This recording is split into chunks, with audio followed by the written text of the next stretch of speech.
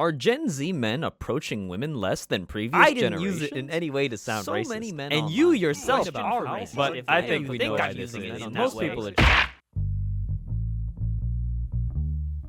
Hello, friends. Today we're going to uncover the most contentious discussion on the internet, which is, of course, the male loneliness epidemic. But before you take any advice from a random man on the internet, let me at least introduce myself to you. My name is Alex, and until I was 18 years old, I was part of the same demographic I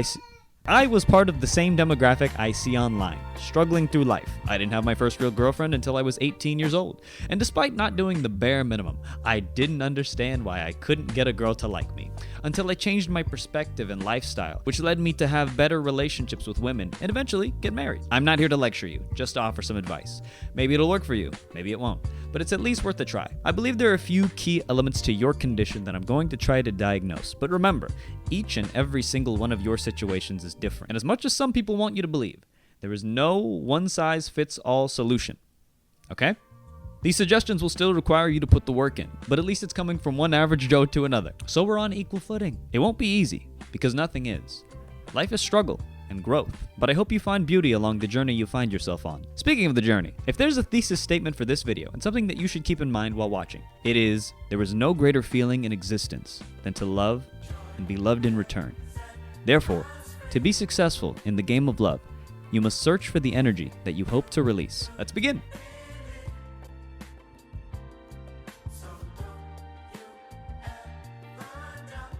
Some of you aren't ready to date because you haven't worked on yourself. Just flat out. You will find your attractiveness will hinge on both your physical and mental stats at least meeting a proficient level. But that's pretty vague, so I'll be specific. First and foremost, you need to leave your judgments at the door. Everyone's got a past, and if you're serious about dating, you can't be getting caught up on the past. Keep an open mind and give people grace. Second, you should be fully comfortable with who you are and what you want out of dating. If, for example, you're purely entering the dating game because you're interested in being sexually active, you have to understand the connection you'll forge with people with the same objective is going to be shallow and vain and purely based on your physical attractiveness. Some people won't want you because you're short, you have acne, dandruff, maybe a crooked tooth, but that's the game. With this type of dating, you'll also need to work on your looks to the best of your ability and improve your social skills so that you're charming enough to at least achieve a successful date, which may lead to more later. There's also sometimes the opportunity for it to turn into an emotional connection later, but you have to remember, many people who date in this manner aren't looking to settle down at the current moment. And so you have to be okay with potentially being hurt by that because, again, that's the nature of this type of dating. But sometimes, if a relationship does come out of it, that's awesome. But you may run into some issues later down the line with compatibility because you started dating based off only physical attraction. Results may vary, but generally speaking, this is what this dating experience is like. Mentally, you have to understand that you will be rejected at some point. And that's okay, because even LeBron James doesn't shoot 100% from the free throw line. Some people will just be meaner than others about it when letting you down. And yes, it hurts. But just remember, if someone treats you horribly before you've even gotten to know them, just know that that is a miserable, terrible person who you probably should not be dating anyway. Capiche? Mentally, you need to understand that dating can be emotionally disastrous. The process of finding someone, realizing that you aren't meant for each other, or being broken up with can be devastating. Nothing can prepare you for a breakup. But it happens. Sometimes it doesn't work out. But the main thing is to remember that it's all part of the process. Every single failed relationship is a learning opportunity. How can I be a better partner? How can I be a better person? If you've hurt someone in the past, resolve not to do it again. If you've been hurt by someone, establish boundaries so that you don't have to go through that again. Above all, prepare yourself to be honest, because throughout the course of your relationship, that will teach you the most about yourself and your partner. And finally, mentally, you must understand that relationships aren't meant to be difficult. Generations before us have built this false notion that it is normal to hate your wife. These people grew up in a time where things were bound by very strict and low-key cruel social constraints, which led to things like shotgun weddings and toxic relationships where couples are constantly cheating on each other in a up turn-based emotional combat game. Get Ron back the best way I know how.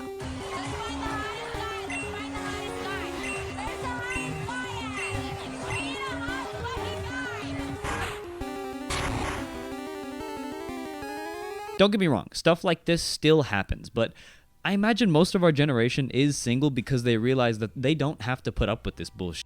This doesn't have to be your reality. If you truly seek to emotionally bond with someone for the rest of your life, you can. As long as that's your goal and you're both willing to meet the terms to reach that goal, you don't have to settle. In summary, 1. Drop your baggage before entering. If you're still hung up on a previous relationship, you aren't ready to re-enter the dating world. You'll just end up hurting your next partner. Take time to evaluate what went wrong, and let time heal the wound. 2. Do an inventory check. Figure out what you have to offer prospective partners. Physical attributes, emotional maturity, communication skills, even just a sunny disposition and a smile. Set expectations for what you want out of dating and adjust them according to your dating strategy, whether that be for long-term companionship or short-term fun. Up next, physical preparation. I'm going to keep it so abundantly real with you right now. As much as we all hate the 1 to 10 scale of beauty, okay? You have to realize that it is going to get used either way by people. So we might as well acknowledge it and use it as a frame of reference. So with that in mind, you're probably a 5, okay? And that is fine. That is perfectly okay because most of the world is. Because that's what average is. We're all average. Most of us are average. I personally believe that if you're not getting paid because of how physically attractive you are, then you are somewhere in the 1 to 7 range. You can still do things to improve your standing, as I previously mentioned, and you should, because if you're looking to date, that will increase your chances of courting someone. Even if you're not just dating for promiscuous reasons, a long-term partner wants to know that they're going to be with someone who takes care of themselves. So by all means, hit the gym, get the haircut, whatever makes you look like the best version of yourself, please do that. But if you're specifically dating for promiscuity, here's some things to note. 1. Please be safe. Please be safe. Please be safe. Wrap it up. Because kids and stids are not a joke. Dating for Tinder for the average Joe is a high investment, short-term reward strategy. If you don't look like a movie star, it's not like the ads. You'll meet people, it just won't be happening every night or week or month. But the beauty of this first type of dating is anyone can do it and find some success. All you have to do is store a few good jokes in the tank, practice talking to strangers, download a few apps, and you'll be set. Most of the people on Tinder are looking for the same thing. You just have to find your match. Just know that these hookups are primarily for fun and won't replace real emotional love, which is fine. But you have to know what you're signing up for, okay? Also, it's best practice to not judge or shame anyone who does date in this manner, because if you value your partner for more than their body, which you should, then you have to understand that if you wouldn't want to be judged for your past, then you can't judge them for theirs, okay? If you are hung up on someone's sexual purity for being a main reason to date them or not, you're dating for the wrong reasons to begin with, and need to revisit part 1 of this section. And you're going to struggle because nobody wants to date a judgy person, unless you're incredibly religious, but that's a whole other video. Incels, for instance, as they call themselves, are just that because they likely don't realize maybe this isn't the race they should be running in, okay? Which brings us to our next topic, dating for emotional connection. In summary, you are just as pretty as anyone else, but should try to look your best. Busting is temporary, but herpes is forever. You are not perfect. Delete those loser standards from your brain. Up next, Chapter 2. So you're ready to date. Now what? This type of dating is simple. You're looking for your soulmate. This form of dating is more difficult in that it is high risk, but incredibly high reward. You can get your heart broken over and over, but with each heartbreak is an opportunity to mold yourself into a better version of yourself. You're able to realize your own shortcomings and what you cannot tolerate from a partner. So maybe you're too jealous or controlling, needy, mean, or maybe they just have a few traits that make you realize you don't belong in this relationship. And that's okay. But either way, the first step is meeting someone. You can do this in a few ways. There's serious online dating apps where people aren't just there to hook up. There's meeting someone through mutual friends. Or there's the good old-fashioned shot in the dark, asking out a complete stranger because you think they're kind of cute. By far, the most stressful option, in my opinion. If you're looking long-term, try locations that aren't focused on short-term implications, like a club or a cruise ship. Try libraries, coffee shops, social events, or the last few months of a college class. Just make sure you're asking at an appropriate time. Nobody wants to be approached with their headphones on or in the middle of something important. After getting the date secured, the second step to emotional connection is finding out if your personalities and goals are compatible. Personalities always come first. Do you have the same sense of humor? Do you have similar interests you can bond over? Can you communicate effectively? Can you peacefully and comfortably coexist with this person in a room for hours? That is a big one. Once you're able to answer those questions, then move on to the big stuff like future goals. And in this section, honesty is the best policy. You want to be upfront with your intentions, but not creepy. Sometimes you can quite literally ask someone what they're looking for out of a partner. But most people aren't that direct. But you need to make sure. Okay, but listen to me. Okay, listen. I'm going to say this seriously. You must make sure you're getting the answers to these questions for each other's sake. It saves everyone time in the long run. Do you want kids? Or do you want to live for the rest of our lives? Do you want to be close to family? How do you want to handle finances? However, I need to mention, because some people won't understand, do not say these things directly at the start of dating someone, because that's called coming on too strong and is considered creepy. Don't ask me how I know. These things should come up naturally in conversation. Make sure the vibes are right. Here's a scenario example. Let's say you and your date have hung out a few times already, and now you can't seem to get enough of each other. Your presence fulfills each other. So now you're on a cute bonfire date, roasting marshmallows, chatting the night away beneath the stars. Ooh, romantic. She's talking to you about her upbringing and maybe says something like, yeah, I had like 18 brothers and sisters. My mama straight dumping them. We were always fighting and getting into trouble. You'd say something like, damn, that sounds insane. I know a restaurant hated to see you motherfuckers coming. Do you think you'd ever want to be a parent for yourself? This can go a few different ways. 1, yeah, my childhood was pretty fun. I'd like to have a few of my own someday. 2, fuck that. It is way too expensive to be a parent, which is true. And to be honest, I don't think I could ever devote my life to being a parent. It's a huge responsibility. I think I'm happier just enjoying life for myself and the people I care about right now. 3, I don't know, maybe someday. Regardless of which path the conversation takes, you've just gained a massive answer to a huge question in most relationships. You can then decide if it lines up with your life goals or move on if need be. Either way, it's definitely more tactful than, do you want kids? How many kids do you want?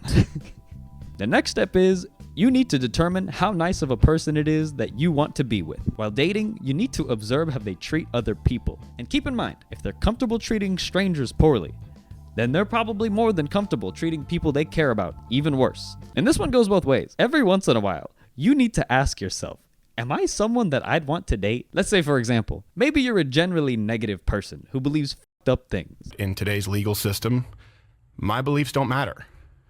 In Texas, divorce is permitted when one party wants it, period.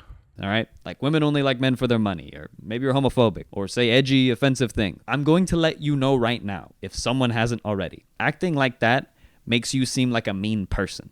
And women looking for a long-lasting relationship usually don't want to spend the rest of their lives with a mean person.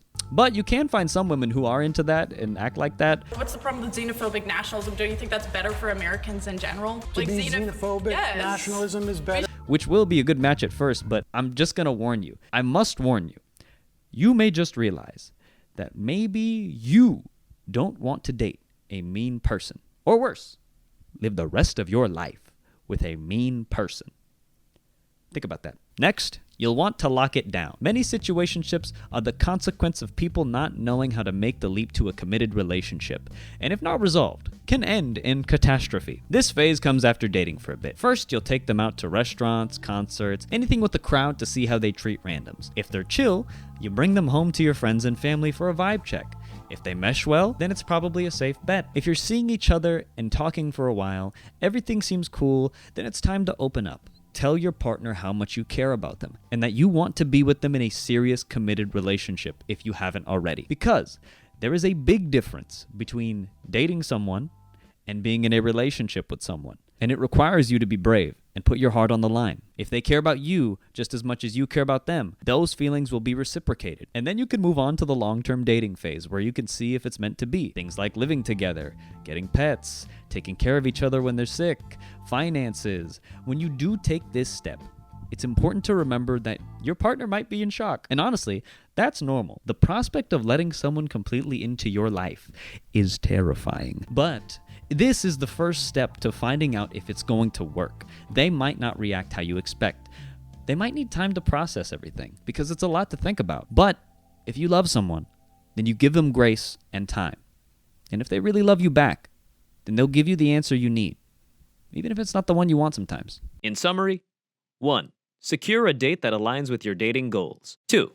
Figure out if you are compatible. Existing together should be as easy as breathing. If you want to date a kind-hearted person, be a kind person or never stop trying to be one. You don't have to be perfect, just better than you were yesterday. 4. Speak your truth. Show your hand and tell them how much you care about them and that you want to be with them. And, last but not least, finally, the 6 potential problems section. 1. You're short. If you were a short man, which I describe as anyone below 5'10", you've probably been made fun of at least once in your life. Perhaps even your whole life. Do not let your height hold you back, because it will if you let it. You'll need to overcome this insecurity, as it can become your biggest asset. Women don't want to date a man bitter about his height. They want someone confident in themselves. If you can joke about it and never let it stop you, then it won't. Remember, it's not about how tall you are out there. It's about how tall you are in here. So you'll need to grow a sense of humor about it. It's true though, some women will not want to date you because you're not 6 foot, which is fine. Because, to be honest, that's probably not someone you would want to date anyway. Fight height supremacy. Begin silly little guy maxing. Hello, hello, my little baby. Retro, retro, you got me crazy. Pixel art in my pixel eyes. Can you be my lover for tonight? Oh, you play around like some video games. Then call Next section. Know when to fold them. Sometimes it's not meant to be. Figure out if that's the case as soon as possible. I'm not going to sugarcoat it. It's very rare that your first relationship will be your last relationship. There's a high likelihood that you will find yourself in a relationship with someone who has their own trauma that you'll need to work through them with. Or move on. Or maybe you're the fucked up one, and your partner will have to help you overcome it. Or move on. Either way, it's crucial that when you enter the dating world, you enter with a few key tenets that will help you effectively communicate or reach the conclusion of a relationship. So let's go over them.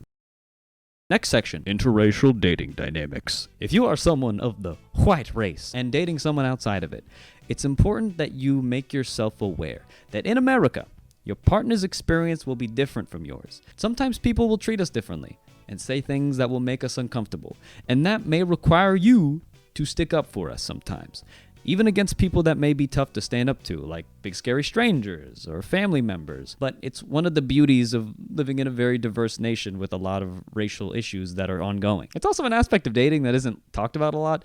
I'm just going to say this as a rule of thumb. Do not date someone that does not respect you. What's my favorite cheat day meal? Fried chicken. No. Chicken fried steak. No. And mashed potatoes. Mexican food. Or believe you. Because the sad reality is that people can still want to date you and still be racist. Next section, cheaters. If you find yourself struggling to remain faithful to your partner, perhaps you're just not a monogamous person. I beg of you, please remove yourself from the dating pool and accept your polyamorous destiny. Next section. If you cannot communicate, it won't work. From every long-lasting relationship I've ever seen, the ability to maturely and effectively tell your partner your concerns and what's bothering you without escalating into a full-blown argument will be the guardrails for the rest of your relationship. I'm not saying that you'll never fight or disagree. You're both human. It will happen. However, it's important that you realize that your partner isn't the opposition. They are on your team. The topic of the argument is the enemy, which makes finding the resolution the end goal. Let's say, for example, you disagree on finances. You think it should be 50-50. They think you should pay more because you make more. If you are able to make a decision in either direction, that is a success. What you don't want is a never-ending argument that gets brought up whenever finances is eventually a topic again.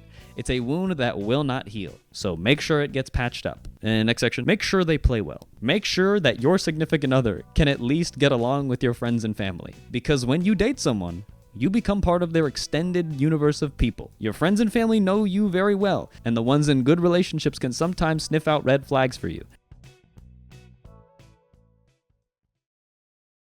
The male loneliness epidemic among Gen Z is just another consequence of growing up in a world chronically disconnected from reality. A lot of our generation is single because the dating game our parents were in is vastly different from now. It's a far more judgmental and at times cruel one. We are constantly being told that the answer to loneliness is a paid online course or an expensive thing, but you can't pay for real love. You have to earn it. And if you are able to earn the love and admiration of all the people in your life that you care about, then you've done something that losers like Andrew Tate will never be able to do, because men like that only care about themselves, and you deserve to be loved. Well, that was fun. I hope some of this helps at least one of you. I remember how lonely I used to be, and I would have appreciated hearing some of these things when I was going through my younger years. I'm no expert by any means, no degree or background in this, but if you want some advice from someone who at least successfully navigated the dating phase of life, here it is. If you would like further advice, feel free to hit me up on Discord or Blue Sky. I'd be happy to help and maybe even make a future video about it. Or if you want to tell me your funniest story from an old messy relationship, I live for drama and I'd very much like to hear that. Please. Anyway, here's the rest of the video essays that I have planned for the rest of the year. If you decide to stick around, this is what you have to look forward to. Why you are poor, an autopsy on power creep in economics. Why you are stupid, an autopsy on the American education system. Why Latinos vote for Trump, an autopsy on assimilation. Why Catholic schools do not work. Americans don't believe they're racist. Arguing with people online #1. Anyways, thanks for watching. Have a blessed one.